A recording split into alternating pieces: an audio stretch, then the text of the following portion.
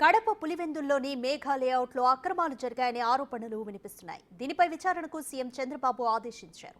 గత ప్రభుత్వంలో 8,400 ఇళ్లను మంజూరు చేశారు. అర్హత లేని వారికి అందించారని ఆరోపణలు వినిపిస్తున్నాయి. ఈ అక్రమాలపై సీఎం చంద్రబాబుకి ఎమ్మెల్సీ భూమిరెడ్డి, రామ్ గోపాల్ రెడ్డి ఫిర్యాదు చేశారు.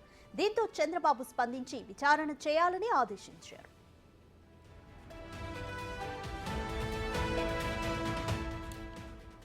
ఈ లేఅవుట్లో 3 ఏళ్ల క్రితం స్థలాలు మంజూరు చేశారు. కాంట్రాక్టర్లు 60 కోట్ల రూపాయల బిల్లులు తీసుకుని పనులు నిలిపేశారని స్థానికులు చెబుతున్నారు. 6,000కు పైగా ఇళ్ల నిర్మాణాలు చేపట్టాల్సిండగా 3 ఏళ్లలో 99 ఇళ్లనే నిర్మించారనే ఆరోపణలు వస్తున్నాయి.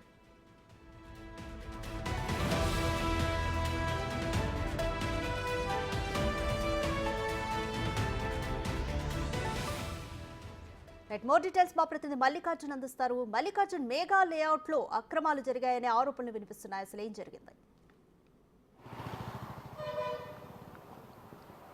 ఏదైతే ఉందో సంబంధించి గత ప్రభుత్వంలో 5 సంవత్సరాల కాలంలో కూడా ఇళ్ల నిర్మాణానికి సంబంధించి మెగా లేఅవుట్లను కూడా ప్రభుత్వం ఏర్పాటు చేసింది.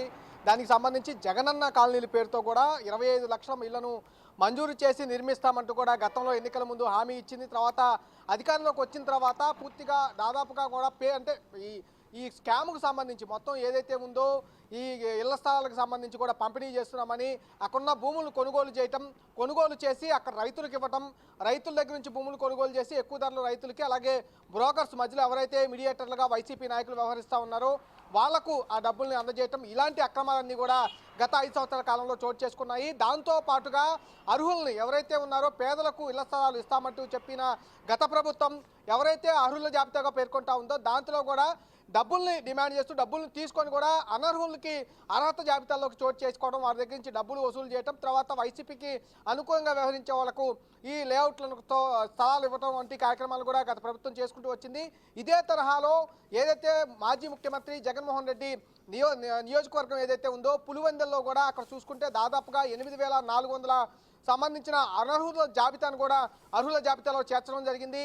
వారికి అక్కడ ఇళ్ల నిర్మాణానికి స్థలాలను కూడా మంజూరు చేయడం జరిగింది. అయితే అక్కడ మొత్తం దాదాపుగా కూడా 6,000 ఇళ్ల నిర్మాణాలని టార్గెట్గా పెట్టుకున్నారు. కానీ అక్కడ నిర్మించింది 99 ఇళ్లను మాత్రమే నిర్మించడం జరిగింది. గత 5 సంవత్సరాల్లో చూసుకుంటే టిట్కో ఇళ్లతో కలుపుకొని మొత్తంగా చూసుకుంటే 1,5 లక్షల 2 లక్షల లోపు ఇల్లు మాత్రమే నిర్మించడం జరిగింది. అప్పుడు టార్గెట్గా 5 లక్షల ఇళ్లను కూడా సంవత్సరానికి పెట్టుకున్న పరిస్థితి ఉన్నప్పటికీ కూడా అధికారులు కానీ అప్పుడున్న ప్రభుత్వం కానీ నిధులు మంజూరు చేయలేని పక్షంలో ఇళ్ల నిర్మాణాలు కూడా ఆగిపోయిన పరిస్థితి ఉంది. కానీ మొత్తం ఏదైతే స్థలాల వరకు అంటే సెంటున్నర భూమి స్థలాలు కేటాయించడం వరకే చూశారు. ఇప్పుడు నియోజకవర్గాల్లో కూడా ప్రతి నియోజకవర్గంలో వైసీపీ నేతలకు సంబంధించి భూములు స్థలాలు కేటాయింపులోనూ వాళ్ళ చేతి హస్తం ప్రదర్శించారని కూడా చెప్పుకోవచ్చు. స్వయంగా ముఖ్యమంత్రి అంటే మాజీ ముఖ్యమంత్రి నియోజకవర్గం పులివెందుల్లో సైతం అక్కడున్న నేతలు ఎవరైతే వైసీపీ నేతలు ఉన్నారో వాళ్ళు అక్కడ నియోజకవర్గంలో మెగా లేఅవుట్ని ఏర్పాటు చేయడం, ఆ లేఅవుట్లో కూడా అనర్హులుగా ఉన్న 8,400 ఆ అర్హుల జాబితాను సిద్ధం చేసి మరి అక్కడ ఒక భారీ స్కామ్కు తెరలేపారని కూడా చెప్పుకోవచ్చు. దీనికి సంబంధించి విచారణ చేయాలంటూ కూడా